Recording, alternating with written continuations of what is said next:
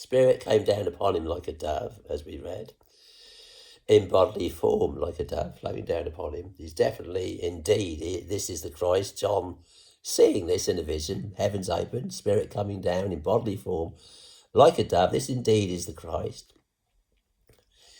So he has the Spirit upon him. And there was delivered unto him the book of the prophet Isaiah. So when he'd opened the book, he found the place where it was written, the Spirit, capital S here, the Spirit of the Lord is upon me. He's certainly anointed. John saw this. Because he have anointed me to preach the gospel to the poor. And here it means poor and hungry in spirit. By the poor here it means people who are hungry.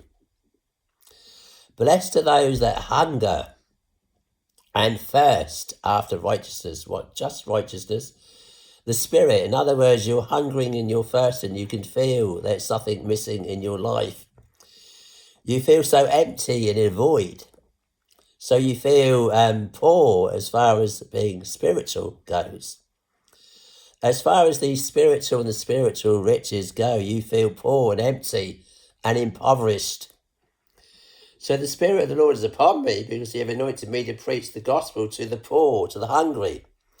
Those that are hungry for the Spirit, the spiritual, they're hungry for God. You have sent me to heal the brokenhearted. In the world today, there are so many broken-hearted people. We have so many things going wrong in people's lives. We have broken families, broken relationships, broken marriages, friends that have let people down. So many things have gone wrong in so many people's lives that they've been wronged by others, wounded, afflicted and tormented or whatever by other people, and they're broken-hearted.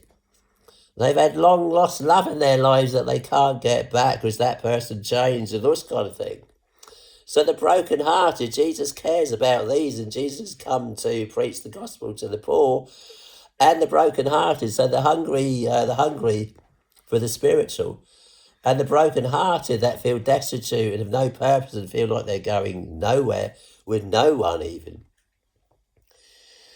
So you've anointed me to preach the gospel to the poor. You've sent me to heal the broken-hearted, to preach deliverance to the captives.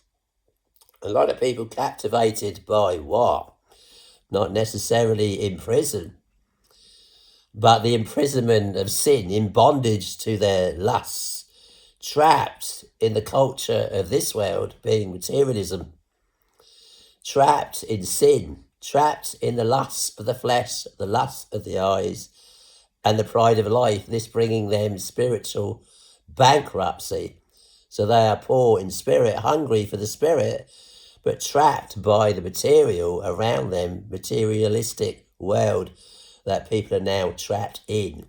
Mystery Babylon the Great, the mother of harlots, sat on them and keeping them in bondage to sin, oppressing them.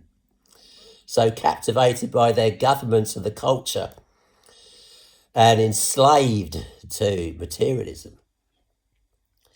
So you've sent me to heal the brokenhearted, to preach deliverance to the captives and recovery of sight to the blind, those that can't see the spiritual but want to see the spiritual, those that once saw the spiritual and went away from the spiritual, that can have the spiritual back and see into the world of the Spirit, see into the spiritual, and have their eyes open to the spiritual, indeed, to see with spiritual eyes as opposed to fleshly, materialistic, carnal, lust eyes, suddenly having their eyes opened to see into the Spirit, to see that the spiritual is indeed real, as John the Baptist saw into the Spirit and saw the Spirit of God descending upon Jesus like a dove, having spiritual eyes as opposed to physical eyes. This is what it's talking about. And recovering of sight to the blind, set at liberty them that are bruised. How many people are injured by others these days, oppressed by governments, bruised? People bruise each other. We're talking about oppression and those that are afflicted and bruised by other people, let down greatly by other people, bruised and abused and exploited by their governments, by employers, by the merchantmen. So bruised by their governments, oppressed by their governments, and oppressed by big business, and oppressed by others, and left bruised and wounded, Jesus came for all of these to preach the acceptable year of the Lord. Suddenly it's upon Jesus to preach to all of these. And he closed the book and he gave it again to the minister and sat down, and the eyes of them that were in the synagogue were fastened on him. And he began to say unto them, This day is this scripture fulfilled in your ears. And all bare him witness and wondered at the gracious words which proceeded out of his mouth. And they said, Is not this Joseph's son? The ordinary Joseph they once knew. And all bare him witness and wondered at the gracious words which proceeded out of his mouth. And they said, Is this not Joseph's son? And he, Jesus, said unto them, Ye will surely say unto me this proverb, Physician, heal thyself.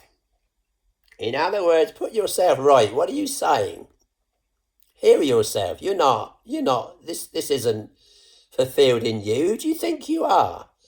You're saying this prophecy here is fulfilled in you. This can only happen when the Messiah comes. You're not the Messiah.